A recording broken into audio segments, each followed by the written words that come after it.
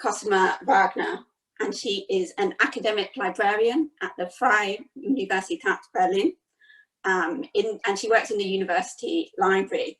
She has a background in Japanese studies, history and library and information science, and her research interests cover science and technology studies, approaches to library infrastructure management, multilingualism and non-Latin scripts in the digital space, area studies librarianship, critical algorithm studies, and also social robotics in Japan. So a number of subjects she covers. In her current project, she's working on building a new infrastructure. She's looking at building new paths for international exchange on the topic of research libraries in the digital age. And what she's really been looking at, and why she's speaking here today, is she's really been looking at multilingualism and knowledge infrastructures, in particular in relation to research libraries. So thanks very much, and I will hand over to Cosima. Thanks.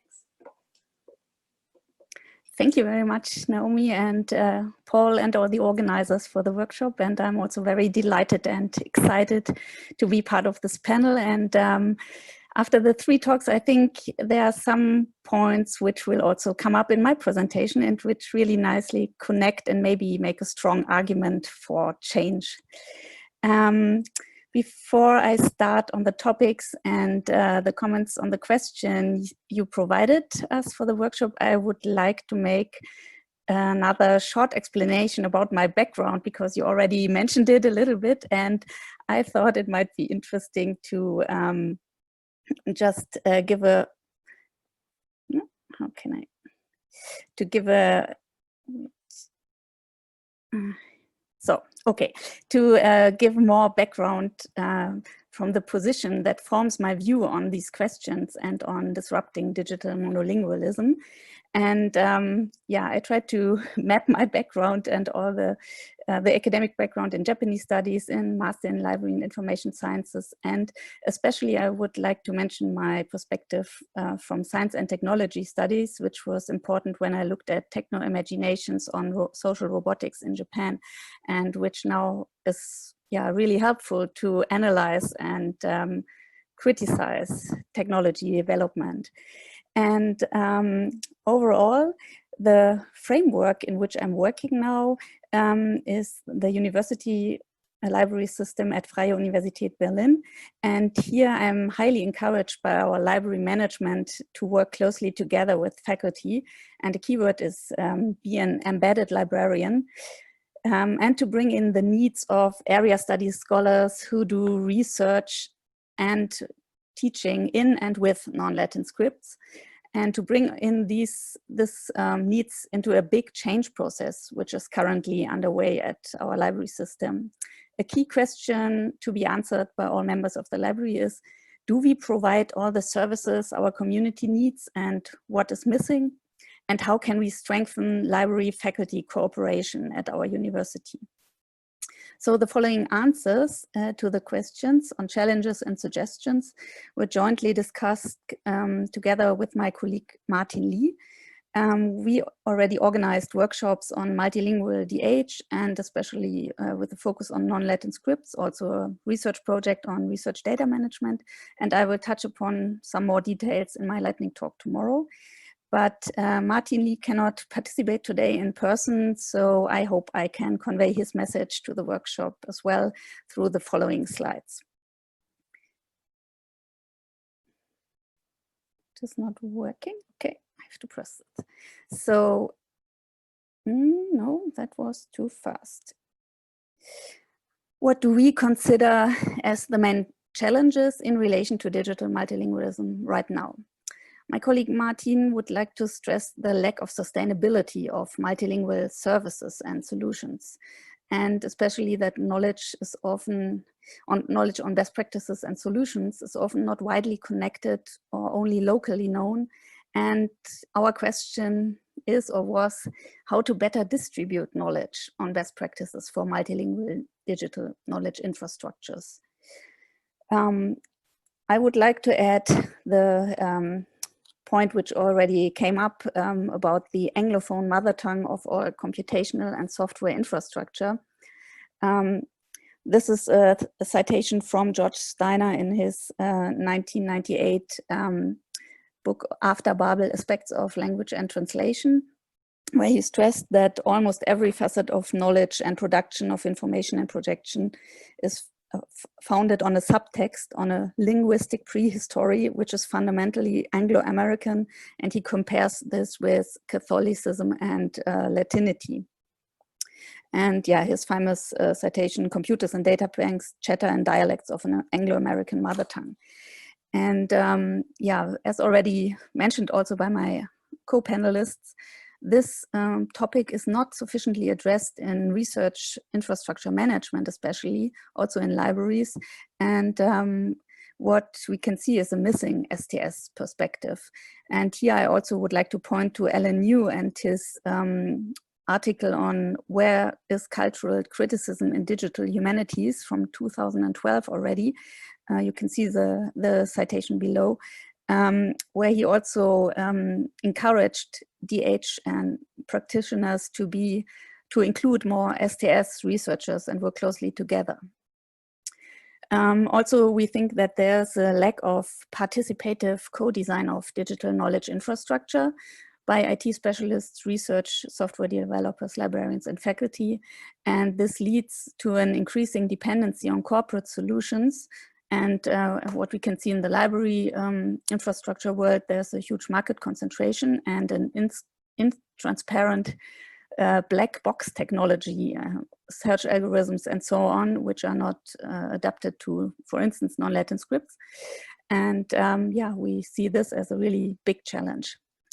Finally, also lobby activities are not so easy to pursue. As we can see, we are a huge cross-disciplinary and geographically very much distributed community.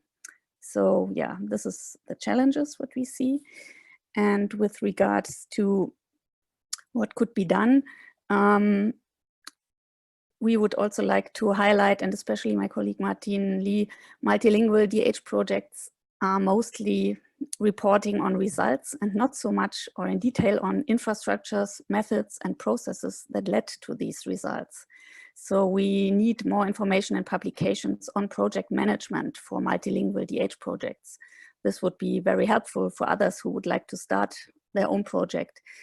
And an idea would be that organizers of conferences in digital humanities and with a focus on multilinguality should open a room and space for discussion on processes for developing multilingual digital knowledge infrastructures. Authors and practitioners of DH could include sections on the process, how you came to your results in papers and talks, and of course, especially of interest would be failures and not only successes. I would like to stress the cooperation with libraries, because libraries' mission is to provide sustainable knowledge infrastructures for their communities. And I would like to encourage you to lobby at your library, local library, for more engagement of the library on multilingualism and, for instance, also on open source investments. What are good models to addressing these challenges?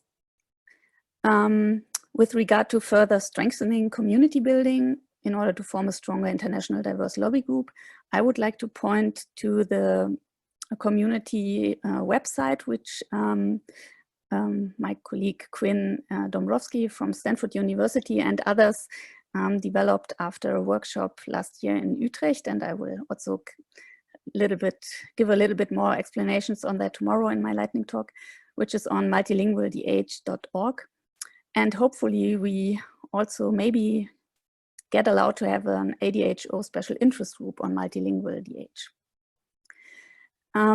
What would be also very interesting from my perspective, and I would also like to hear the opinions of my co-panelists, is the model of co-designing multilingually enabled digital knowledge infrastructures through mind scripting workshops.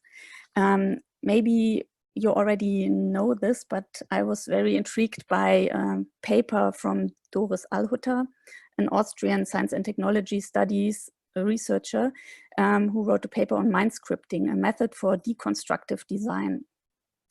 And in her paper, Alhutter introduces this deconstructive technique of an, I quote her, mind scripting as a method for analyzing processes of the co-materialization of gender and technology, and as a tool to support cooperative, reflective work practices. Anchored in critical design approaches, mind scripting is a means for development teams to disclose discourses implicitly guiding work practices in order to make negotiable the underlying value systems. And I think we can use this also for multilingualism and the different cultures which are embedded in languages. And you talked about it already, about the visual aspects of scripts, which are often not possible to include in Unicode. So I think that would be a very interesting model, and maybe somebody already has experiences with this.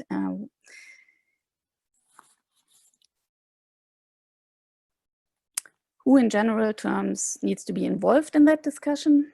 Of course, we also heard this. I think I can only stress that researchers, librarians, research software engineers, infrastructure IT experts, CIOs, and management of knowledge infrastructures, as well as language experts, experts from the regions, should be a very important part of this. And not only multilingual DH practitioners when we talk about research, but also STS, library and information sciences researchers. And of course, I would always lobby for the focus on non-Latin scripts. What contributions can this workshop make, and how can this be achieved? I think the workshop already is strengthening community building, and it is collecting feedback and catalyzing voices from the communities, but also collecting new impulses for new ideas, how to go further. And what cannot be overstated is the importance of rising awareness. And this would of course be very good to have a kind of written output manifest after the workshop. And I know the organizers have planned to do this. What my colleague Martin would especially like to see is a workshop on multilingual DH process management. That would be great if this could happen maybe in the future, and maybe somebody's interested to organize something like this with us. What future events and initiatives would you like to see? For me, I would personally be very much interested in doing something like developing a certificate for multilingually enabled digital knowledge infrastructures. And here the idea is to bring the general expectations for multilingually enhanced digital knowledge infrastructure into a more formal minimum requirement list, which can be given, for instance, to libraries and academic infrastructure managers, and of course, software developers. And we have a model, for instance, in Germany for open access repositories. We have a certificate. And so I was inspired by this certificate to say we also need a certificate for multilingually enabled digital knowledge infrastructures. And together with two colleagues, David Risley and Cornelis van Lith, we would like to facilitate a working group and have started a survey on disrupting digital knowledge infrastructures, a status quo survey. And we would very much like to invite everybody from the workshop, and also, of course, everybody who is a stakeholder in this topic, to help us form this minimum requirement list.